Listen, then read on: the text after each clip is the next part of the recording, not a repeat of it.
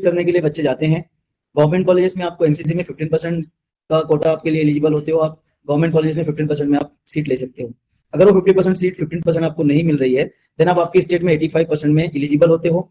या फिर private college जो आपके स्टेट के है, उन स्टेट के कॉलेज में आप 100% सीट्स के ऊपर आप एलिजिबल होते हो।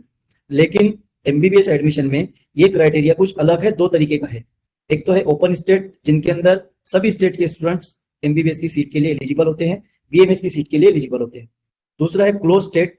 क्लोज स्टेट ऐसे स्टेट्स होते हैं जहां पर अदर स्टेट के बच्चों को चांस नहीं होता, उसी स्टेट के बच्चे उस स्टेट के प्राइवेट कॉलेज में एडमिशन ले पाते हैं, या वही बच्चे एडमिशन लेते हैं जो स्टेट से बिलोंग करते हैं।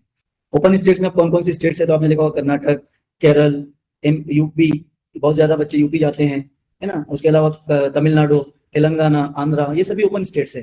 वेस्ट बंगाल, आपको इनमें आपके स्टेट से आपके स्टेट में अगर आपको मौका नहीं मिल रहा है तो आप इन स्टेट में चांस ले सकते हो। इन स्टेट्स के बजट के हिसाब से आप यहाँ पर जा सकते हो। ओपन स्टेट के अंदर आपको और आगे डिटेल में मैं कुछ चीजें बताने वाला हूँ। उससे पहले आप लोग इस चीज के ऊपर ध्यान दीजिएगा कि ओपन स्टेट का ऑप्शन तो आपके पास होता है। बच्चे ओपन स्टेट को सोच तो लेते हैं कि मुझे मेरा पड़ोसी स्टेट है कर्नाटक में, वहां चले जाऊंगा, मुझे तेलंगाना हैदराबाद नजदीक होता है, मैं वहां चला जाऊंगा, मेरे रिलेटिव रहते हैं यूपी में, मैं वहां चला जाऊंगा। तो इस तरीके की आपकी सोच होती है, लेकिन आपको उन स्टेट्स के रूल्स पता होना बहुत जरूरी है, ताकि ये ना हो आपका एडमिशन हो जाए, एडमिशन होने के बाद कुछ चीजें ऐसी जो आपको पता ना हो और उसकी वजह से आपको नुकसान उठाना पड़े, आपका बजट बढ़ जाए, या फिर आपको 1-2 साल एक्स्ट्रा वहां पर देना पड़े।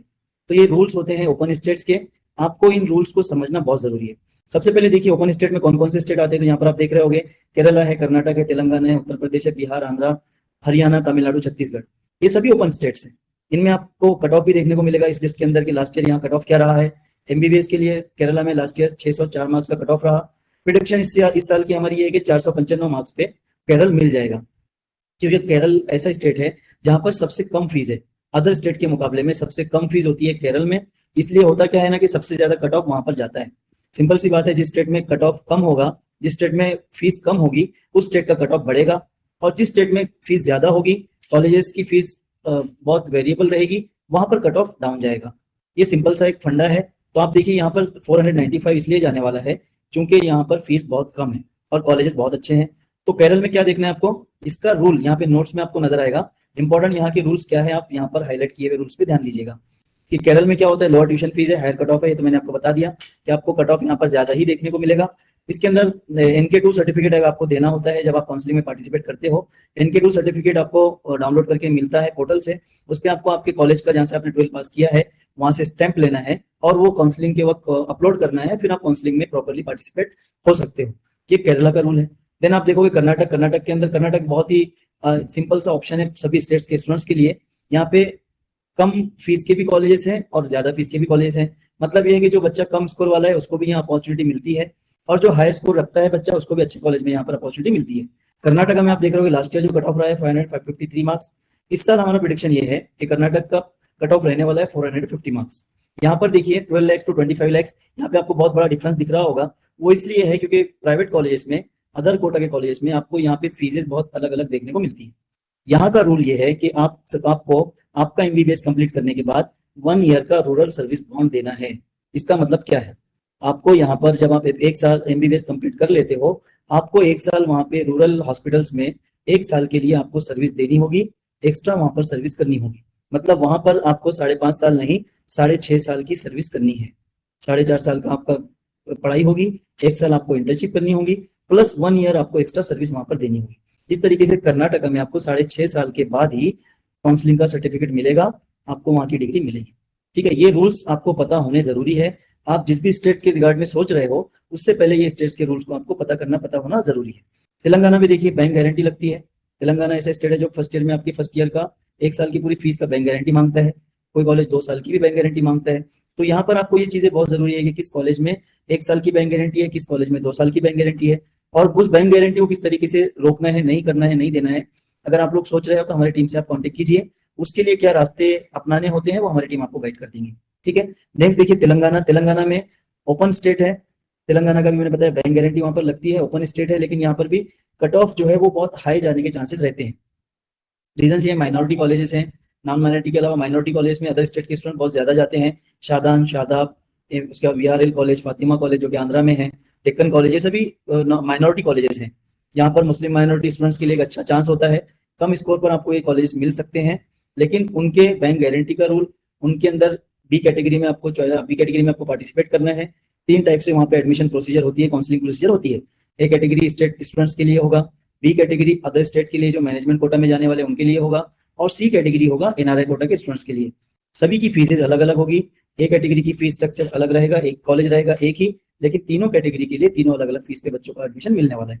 तो ये सारी चीजें पता होना चाहिए, तभी आप उस स्टेट के लिए जाइए, तभी आप उस स्टेट में काउंसलिंग में पार्टिसिपेट कीजिए। ये तो रूल्स है, बेसिक रूल्स। इसके अलावा उन स्टेट के काउंसलिंग के प्रोसीजर वो भी आपको पता होने चाहिए। काउंसलिंग के प्रोसीजर्स क्या होते हैं, काउंसलिंग के अंदर किस तरीके के रूल्स फॉलो करने होते हैं, कौन कौन से डॉक्यूमेंट वहां पे लगते हैं, हर स्टेट के अंदर अलग अलग आपको ये चीजों की रिक्वायरमेंट होती है। देन आप देखिए उत्तर प्रदेश, जो कि बहुत ही पॉपुलर स्टेट माना जाता है एमबीबीएस के लिए। जिस बच्चे को कम मार्क्स मिले हैं और बजट अगर आपका थोड़ा सा 60-65 लाख के अराउंड आ रहा है, बन रहा है, तो आप यूपी सोच सकते हो। इस तरीके का थॉट प्रोसेस सभी का बना हुआ है। यूपी में क्या होता है, आपको सबसे इंपॉर्टेंट फैक्टर ये है कि आपको कुछ लोग कंसल्टेंट ये बताते हैं कि हम आपका एडमिशन 60 लाख में यूपी में करवा देंगे, 65 लाख में आपको यूपी दिला देंगे, लेकिन आपको रियल फैक्ट जो है वहाँ की वो पता करने बहुत जरूरी है। सबसे इंपॉर्टेंट ये है, वहां पर हर कॉलेज में आपको सिक्योरिटी डिपॉजिट देना है फर्स्ट ईयर में 3 लाख रुपीज का, जिसमें आपकी फीस 13.5 लाख से लेकर अभी इस बार और 18 कॉलेज में वहाँ हाईकोर्ट में जिनके ऊपर केस चल रही थी, उन सभी कॉलेज ने फीस एक्सटेंड कर दी है, फीस बढ़ा दी है। उस चीज को देखते हुए अदर कॉलेजेस जो भी है जिनकी अभी तक फीस बढ़ी नहीं थी, उन भी कॉलेज की फीस बढ़कर आने वाली है, इसकी गारंटी है। तो 13.5 लाख का फीस जो अभी तक चलता आ रहा है, वो 13.5 की फीस अगले इस साल में काउंसलिंग स्टार्ट होने तक, यूपी के रजिस्ट्रेशन अभी चल रहे हैं, लेकिन अभी तक कॉलेज ने अपना प्रॉपर फीस स्ट्रक्चर शो नहीं किया है। कुछ दिन में, 1-2 दिन में उनका फीस स्ट्रक्चर आने वाला है, जो कि श्योरिटी इस बात की है कि हर कॉलेज अपना फी एक्सटेंड करने वाला है। तो यूपी में मैं आपको बता दूं, जो 60-65 लाख की बात की जाती है वैसा बिल्कुल नहीं है। यूपी में आपका बजट जो जाता है वो अप्रॉक्स 70 प्लस ही जाता है। रीजन क्या है कि वहां पे पहले तो आपको फर्स्ट ईयर में 3 लाख का सिक्योरिटी डिपॉजिट देना है। मिसलेनियस चार्जेस हर कॉलेज में 97,000, 84,000 समथिंग इस तरीके के देने होते हैं। हॉस्टल 164,000 से लेकर 184,000 के अराउंड होता है। हॉस्टल का पूरा आपका अगर आप मिसलेनियस चार्जेस जोड़ लेते हो तो 2.5 लाख के अराउंड आपका हॉस्टल जाता है।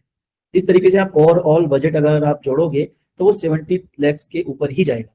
तो आपको ये पता होना जरूरी है। सिक्योरिटी डिपॉजिट जो आप पे करते हो पहले साल में, वो आपको रिफंडेबल दिखाते हैं कि आपको रिफंड हो जाएगा, बट वो कभी भी किसी भी स्टूडेंट को रिफंड नहीं होता।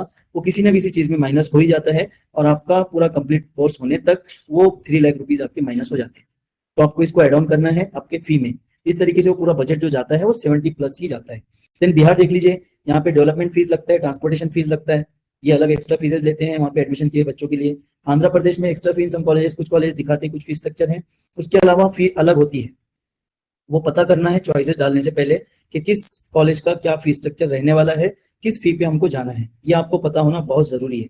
ठीक है, नेक्स्ट देख लीजिए, हरियाणा स्टेट 2 लाख का यहाँ भी सिक्योरिटी डिपॉजिट है। मिसलेनियस चार्जेस हर कॉलेज में लगते हैं, एक्स्ट्रा आपको डेवलपमेंट चार्जेस भी देने होते हैं।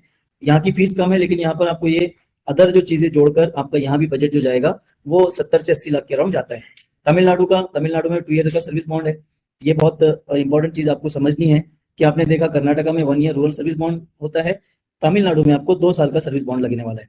2 साल आपको आफ्टर कंप्लीशन ऑफ एमबीबीएस 2 साल वहां पे सर्विस करनी होगी, उसके बाद ही आपको सर्टिफिकेशन मिलेगा, उसके बाद ही आप कंप्लीट एमबीबीएस कहलाओगे।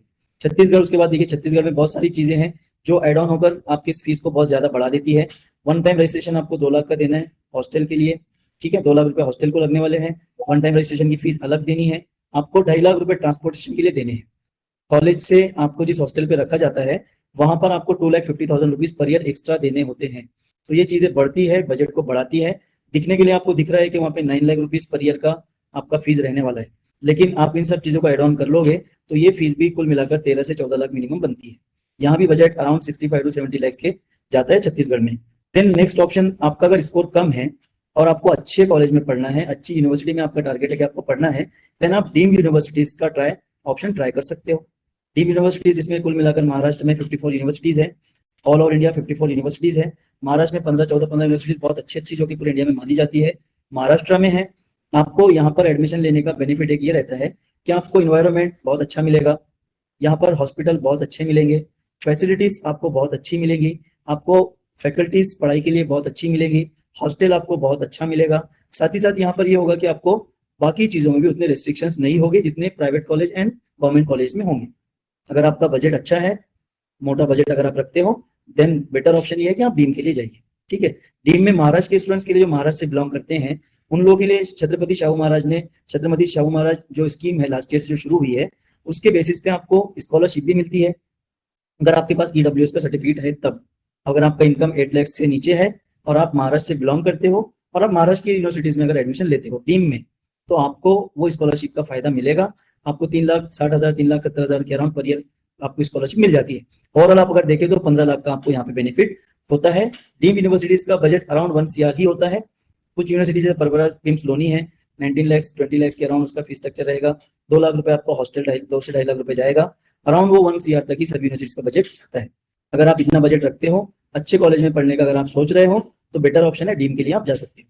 उसके बाद आप देखोगे कि डीम बीएमएस के लिए, बीएमएस में भी आपको ऐसे ऑप्शन दिखेंगे जिसमें आप, अगर आपका स्कोर कम है, ये सारे ऑप्शंस आपके लिए काम नहीं कर पा रहे हैं, वर्कआउट नहीं होने वाले हैं, देन आप बीएमएस के लिए जा सकते हो। बीएमएस में गवर्नमेंट कॉलेज काफी अच्छे अच्छे हैं, महाराष्ट्र में भी, कर्नाटका में भी, केरल में भी, अदर स्टेट्स में भी, चंडीगढ़ में भी अच्छे कॉलेज आपको देखने को मिलेंगे। आप वो ऑप्शन पे ट्राई कर सकते हो। अगर आपको गवर्नमेंट कॉलेज नहीं मिल रहा है, प्राइवेट में जाना है, तो प्राइवेट के लिए जैसे हमने आपसे इससे पहली स्लाइड में हमने देखा, 12 से 15 लाख में आपको बीएमएस करने के लिए इंडिया में बहुत से ऑप्शन मिलेंगे, जिसमें आपको हॉस्टल भी बेयर हो जाएगा, आपका फूड भी इंक्लूड रहेगा और पूरा ओवरऑल पैकेज आपका 12 से 15 लाख रहेगा। ऐसे ऑप्शन कहाँ मिलने वाले हैं, कौन उसके लिए एलिजिबल होगा, कैसे आप उस पर जा सकते हो, आपको हमारा टीम इस बारे में सब गाइड कर देगा। देखिए, उसके बाद आपको इन स्टेट्स के बारे में हमने इनके रूल्स तो देख लिए, इनमें एक्स्ट्रा डॉक्यूमेंट आपको क्या लगते हैं उसके ऊपर थोड़ा सा ओवरव्यू कर लीजिए। तमिलनाडु स्टेट में आपको एलिजिबिलिटी सर्टिफिकेट लगता है। आप जब काउंसलिंग में पार्टिसिपेट करोगे, आपको एलिजिबिलिटी सर्टिफिकेट तैयार करना है और उस एलिजिबिलिटी सर्टिफिकेट के बेसिस पे आप काउंसलिंग में पार्टिसिपेट कर पाओगे। स्टडी सर्टिफिकेट बनाना होता है, वो स्कूल से मिल जाता है, उसका फॉर्मेट रहता है उनके पोर्टल पे, उसी के थ्रू से आपको सेम फॉर्मेट में स्टडी सर्टिफिकेट बनाना होता है। कैरेक्टर सर्टिफिकेट बनाना है जो कि कॉलेज से आपको मिलता है। आप जिस कॉलेज से 12th पास आउट हो, उस वहां से आपको कैरेक्टर सर्टिफिकेट मस्ट है तमिलनाडु स्टेट में काउंसलिंग में पार्टिसिपेट करने के लिए।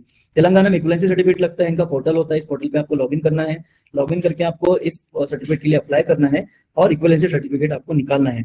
और तेलंगाना स्टडी सर्टिफिकेट रहता है। अगर स्टूडेंट आप तेलंगाना से बिलोंग करते हो तो उस फॉर्मेट में आप बनाइए, या फिर आप अगर अदर स्टेट से बिलोंग कर रहे हो तो स्टडी सर्टिफिकेट का फॉर्मेट होता है, उस फॉर्मेट में आप अपना स्टडी सर्टिफिकेट तैयार कर सकते हो, जो कि तेलंगाना में पार्टिसिपेट करने के लिए, काउंसलिंग में जाने के लिए आपको जरूरी है, मस्ट है। आंध्र प्रदेश में आपको स्टडी सर्टिफिकेट लगेगा, local and non local status certificate लगेगा। अगर वहाँ की आप लोकल हो तो आपको वहाँ का लोकल सर्टिफिकेट लगने वाला है, फॉर्मेट होता है, उसमें फिल करके आपको सबमिट करना है। अगर अदर स्टेट से जा रहे हो तो आपको नॉन लोकल सर्टिफिकेट के ऊपर अपने फॉर्मेट में फिल करके सबमिट करना होगा। केरला में जैसे मैंने आपको पहले ही बताया, नॉन केरला सर्टिफिकेट लगता है। NK2, जो NK2 से 2 कैटेगरी में आते हैं अदर स्टेट से, उनके लिए NK2, और जो वहां पर पैदा हुए और अदर स्टेट में रह रहे हैं उनके लिए NK1। इस तरीके से 2 टाइप के सर्टिफिकेट होते हैं। वो सर्टिफिकेट आपको केरला स्टेट के लिए मस्ट है, कंपलसरी है। तो इन चीजों को समझकर इन स्टेट में पार्टिसिपेट होने से पहले आपको ये सारे डॉक्यूमेंट प्रिपेयर करके रखने हैं, ताकि आपको काउंसलिंग के पीरियड में, जैसे कि अभी बहुत सारे स्टेट्स का रजिस्ट्रेशन ओपन हो चुका है, तमिलनाडु हो गया है, केरल हो गया है, कर्नाटक हो गया है, यूपी हो गया है, पंजाब हो गया है, तो इन सभी स्टेट्स में आपको ये जो एलिजिबिलिटी सर्टिफिकेट, जो एलिजिबिलिटी क्राइटेरिया लगने वाले हैं, उसके लिए प्रिपेयर हो जाना है और वो डॉक्यूमेंट्स आपको तैयार करने हैं। तो हम आपको ये इसीलिए बता रहे हैं कि आप अगर काउंसलिंग में पार्टिसिपेट करना चाहते हो और उस स्टेट में, आप किसी स्टेट को आपने अगर टारगेट किया है और उस स्टेट के रूल्स, उस स्टेट के डॉक्यूमेंट्स के बारे में अगर आपको पता नहीं है, तो किसी अच्छे काउंसलर से, एक्सपर्ट काउंसलर से आप सजेशन लीजिए, किसी की काउंसलिंग को ज्वाइन कीजिए, ताकि आपको वहाँ के प्रोसीजर को समझने में, वहाँ के डॉक्यूमेंटेशन को समझने में आपको आसानी हो। ये ना हो कि आप पार्टिसिपेट हो जाए और किसी छोटी सी गलती की वजह से आपको उस काउंसलिंग से बाहर कर दिया जाए। इसलिए बहुत इंपॉर्टेंट ये है कि आप किसी भी स्टेट में अगर जाना चाहते हो तो आपको उस स्टेट का रूल सबसे पहले पता होना चाहिए, उस स्टेट में कौन कौन से डॉक्यूमेंट रिक्वायर्ड होने वाले हैं वो पता होना चाहिए। इसके लिए आप किसी एक्सपर्ट काउंसलर से गाइडेंस